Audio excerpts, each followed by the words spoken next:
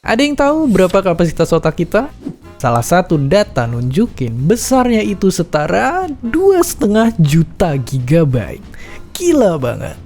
Gede segini ibarat bisa nyimpen serial TV berjuta-juta jam. Oke, sekarang buat ngebuktiin kekuatan ingatan kita itu, coba lihat gambar ini. Dan mana gambar si monster kuning yang benar?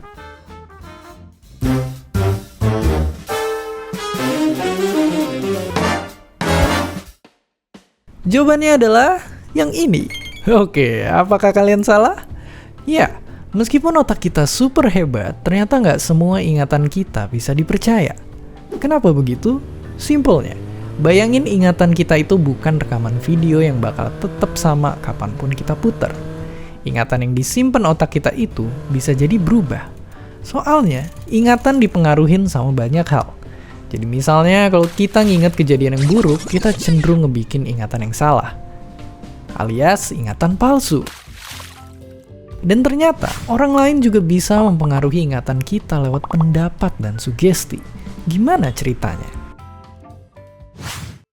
Jadi ada sebuah penelitian yang minta orang-orang nyeritain kenangan masa kecil mereka waktu tersesat di mall. Hasilnya ada beberapa peserta yang nyeritain kejadian itu dengan detail, mulai dari cerita gimana ibunya ngomel, bahkan sampai nyebutin baju yang dipakai sama orang yang waktu itu dulu nolongin. Padahal faktanya mereka ditipu. Nggak ada peserta yang beneran pernah hilang di mall, karena ternyata itu cuma karangan si peneliti doang. Karangan itu bisa jadi kerasa makin nyata karena peneliti tadi ngelibatin anggota keluarga di dalam ceritanya. Oke. Peristiwa ingatan palsu ini mungkin kelihatan lucu, tapi ternyata bisa juga bikin masalah. Masalah kayak gimana yang bisa timbul? Masalahnya bisa separah ngebikin orang yang gak bersalah masuk penjara. Kayak yang dialamin sama orang ini. Jadi ceritanya, tahun segini polisi nerima laporan pemerkosaan dan korbannya juga nyebutin ciri-ciri pelaku. Nah, ciri-cirinya ini mirip sama beberapa orang. Salah satunya laki-laki tadi. Setelah itu, polisi nunjukin foto dia dan beberapa tersangka lain ke korban yang ternyata bilang kalau foto dialah yang paling mirip sama pelaku. Meskipun udah ngebela diri dan ada banyak bukti yang nunjukin kalau dia nggak bersalah, dia akhirnya dipenjara. Sampai kemudian ada seorang jurnalis yang nyelidikin kasus ini dan bisa ngebuktiin pelaku sebenarnya.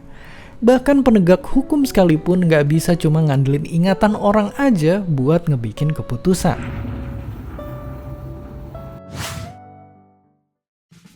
Ya, ternyata ingatan kita seringkali nggak bisa diandalkan. Jadi mungkin gak heran kalau kita ingat udah balas pesan, tapi ternyata balasnya cuma di dalam hati. Dan seperti biasa, terima kasih.